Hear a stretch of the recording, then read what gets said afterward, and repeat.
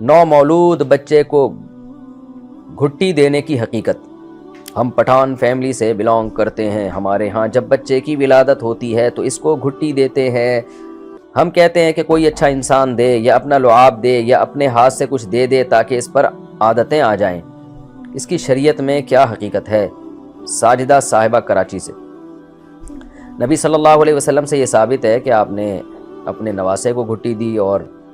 حضرت اسماء کے بیٹے عبداللہ بن زبیر، ان کو حضرت اسماء لے کر آئیں تو ان کو بھی آپ نے کھجور تھوڑی سی چبا کے ان کے منہ میں لگائی۔ یہ ایک تبرکاً یہ کام کیا جاتا ہے برکت حاصل کرنے کے لیے۔ تو اگر کوئی یہ کام کر لے تو ٹھیک ہے، نہیں کرے تو بھی ٹھیک ہے کہ بھئی کسی بزرگ کسی نیک آدمی سے گھٹی دلوا دی جائے ایک برکت کے لیے کہ ان کا لعاب ان کے بچے کے لعاب میں چلا جائے، تو شاید اللہ کی طرف سے کچھ برکتیں ہو جائیں اس پہ۔ تو بس اس سے زیادہ اس کی حقیقت نہیں ہے۔ اس کا یہ مطلب نہیں ہوتا کہ عادتیں بھی ٹرانسفر ہو جائیں گی، یہ ذہین ہے تو وہ ذہین ہو جائے گا، یہ سست ہے تو وہ سست ہو جائے گا، ایسا نہیں ہوتا۔ بس اب اللہ سے اچھی امید کی جا سکتی ہے کہ شاید اللہ تعالیٰ اس کی برکتیں ان کو نصیب کر دے،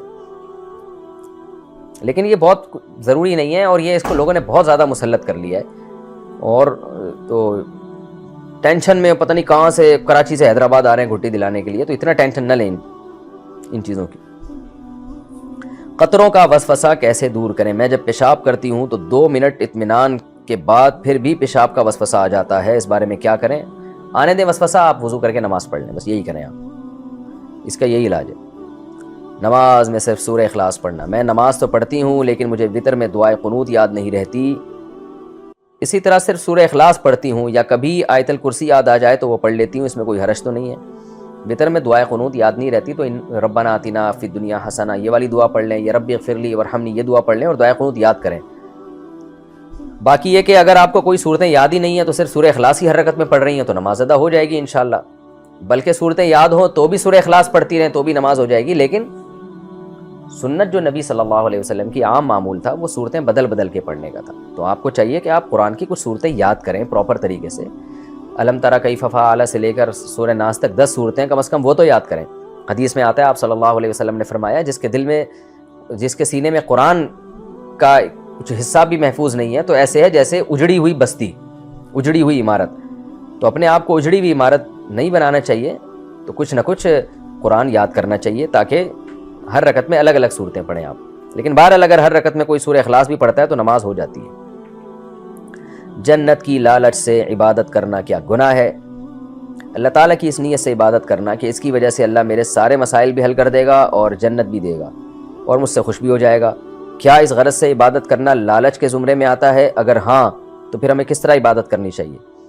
نہیں جی، اس طرح سے عبادت کرنا لالچ میں نہیں آتا، کیونکہ یہ تو اللہ نے خود ترغیب دی ہے، وفی ذالک فلیتنافس المتنافسون۔ اللہ جنت کی نعمتیں بیان کر کے بتاتا ہے اس میں ایک دوسرے سے دوڑ لگاؤ، آگے بڑھو، وسارعوا الی مغفرۃ من ربکم وجنہ، ایک دوسرے سے دوڑ لگاؤ، آگے بڑھو جنت کی طرف۔ تو ظاہر ہے وہ دوڑ اعمال کے ذریعے ہی ہوگی۔ تو جنت کی لالچ میں عمل کرنا یہ کوئی برا عمل نہیں ہے، اور یہ نیت کرنا کہ اللہ میرے مسائل حل کر دے گا تو یہ بھی برا نہیں ہے، کیونکہ اللہ مسائل حل کرتا ہے جو اللہ کے مان کے چلتے ہیں۔ تو یہ تو موٹیویشن کی وہ چیزیں ہیں جو اللہ نے خود دی ہیں، خود بتائی ہیں نا، تو اس میں کوئی حرج نہیں۔ جمعرات کی رات ذکر و درود کی مجلسیں، میں نے مفتی صاحب کے بیان میں سنا ہے کہ جمعرات کی رات یا جمعے کو خاص کر کے عبادت کرنا اس حدیث میں منع کیا گیا ہے۔ ہماری مسجد کے امام صاحب ہر جمعرات کو عشاء کی نماز کے بعد 5 سے 7 منٹ کا ذکر کراتے ہیں اور درود پاک پڑھتے ہیں۔ اس کے بعد وہ تھوڑی دیر بیان کرتے ہیں، اس کے بعد کسی ساتھی کی طرف سے ان کے لیے چاول وغیرہ کا بھی ہوتے ہیں۔ تو کیا خاص جمعرات کو اس طرح عمل کرنا ٹھیک ہے؟ ضیاء الرحمن سرگودا سے۔ دیکھیں یہ جو حدیث میں آتا ہے کہ تم میں سے کوئی بھی لا تختصوا لیلۃ الجمعۃ بصلاۃ ولا یوم الجمعۃ بصوم او کما قال صلی اللہ علیہ وسلم۔ حدیث کے الفاظ ہیں کہ جمعے کی رات کو نماز کے ساتھ اور جمعے کے دن کو روزے کے ساتھ خاص مت کرو۔ تو اس کا مطلب یہ نہیں ہے کہ جمعے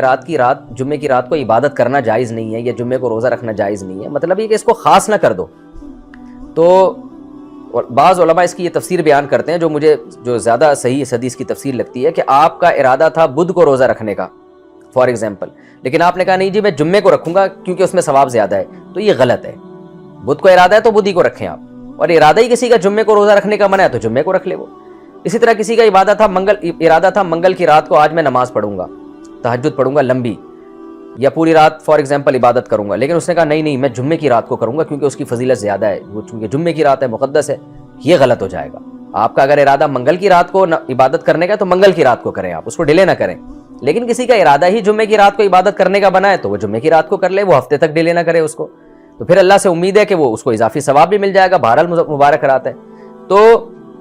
تو ڈیلے نہ کیا جائے، خاص کرنے کا یہ مطلب ہے کہ اس کو اضافی ثواب سمجھ کے آپ اس کو ڈیلے کر رہے ہیں آج کی عبادت کو کل، یہ ٹھیک نہیں ہے۔ تو اس لیے جمعے کی رات کو کوئی عبادت کرتا ہے اس لیے کہ اس کو سہولت ہے اور وہ پچھلی عبادت کو ڈیلے بھی نہیں کر رہا، تو یہ بالکل جائز ہے، اس میں کوئی ممانعت نہ صحابہ سے نہ اسلاف سے تابعین سے کہ بھی جمعے کی رات کو سونا ہی ہے، عبادت نہیں کرنی، ایسا کچھ نہیں ہے۔ اسی طرح کسی کو جمعے کا دن روزہ رکھنے میں سہولت ہوتی ہے تو وہ بھی رکھ سکتا ہے، جیسے ہمارے ہاں دینی مدرسوں میں چھٹی جمعے کے دن ہوتی ہے، تو جمعے کے دن اس لیے روزہ رکھنے میں ہمیں سہولت ہوتی ہے، تو کوئی اس بیس پہ جمعے کے دن روزہ رکھ لے تو بھی ٹھیک ہے۔ تو ہاں اس کو فضیلت کی رات سمجھ کے عبادت اس دن کے ساتھ خاص کر دینا، جیسے 27ویں رات کی ایک فضیلت ہے نا، اس دن کے تو عبادت اس کے ساتھ خاص ہو چکی ہے، جیسے 27ویں رات آئے گی تو عبادت کرنی ہی کرنی ہے، اس طرح کی تخصیص جمعرات یا جمعے کے ساتھ نہ کی جائے۔ رہا یہ مسئلہ کہ آپ کے امام صاحب یہ کام کرتے ہیں تو اگر وہ جمعرات کی فضیلت سمجھ کے اسپیشل کہ آج جمعے کی رات ہے تو ہم نے ہر جمعرات کو یہ کام کرنا ہے، عبادت کرنی ہے، تو وہ تو غلط ہے حدیث کی روح سے۔ لیکن اگر وہ اس نیت سے نہیں کر رہے، وہ اس نیت سے کر رہے ہیں کہ جمعرات کی رات کو سہولت ہوتی ہے ان کو ذکر عبادت کرنے میں، تو وہ ٹھیک ہے، کوئی حرج نہیں ہے اس میں۔ لیکن یہاں دوسرا مسئلہ ایک اور ہے کہ اجتماعی ذکر کروانا، تو اس میں جمعے کی رات کا ہونا اتنا بڑا مسئلہ نہیں ہے، مسئلہ یہ ہے کہ اجتماعی ذکر کے لیے محفل سجانا۔ تو اصولی طور پر خوب سمجھ لیں کہ ذکر کے حلقے لگا کر اجتماعی سطح پہ ذکر کروانا یہ فی نفسی ہی ایک ناجائز کام ہے، بدعت عمل ہے، اور صحابہ سے اس کی ممانعت ثابت ہے۔ صحابہ کرام اگر کسی کو مسجد میں دیکھتے کہ وہ اجتماعی ذکر کے حلقے لگا کے بیٹھے ہوئے ہیں تو ان کو منع کرتے اور اس پہ سخت غصے کا اظہار کرتے کہ ہم نے نبی کے دور میں اس طرح نہیں دیکھا۔ تو یہ جو حدیث میں آتا ہے نا کہ فرشتے آتے ہیں جہاں ذکر کے حلقے ہوتے ہیں تو وہاں فرشتے ان کی تعریف کرتے ہیں اور ان کے لیے دعا کرتے ہیں، تو ان ذکر کے حلقوں سے وہ مراد ہیں جو تعلیمی حلقے ہوتے ہیں جہاں اللہ رسول کی بات ہو رہی ہوتی ہے، جو نبی کے دور میں جس طرح کے حلقے ہوا کرتے تھے، مذاکرہ ہوتا تھا علم کا، یہ حلقے مراد ہیں اس میں۔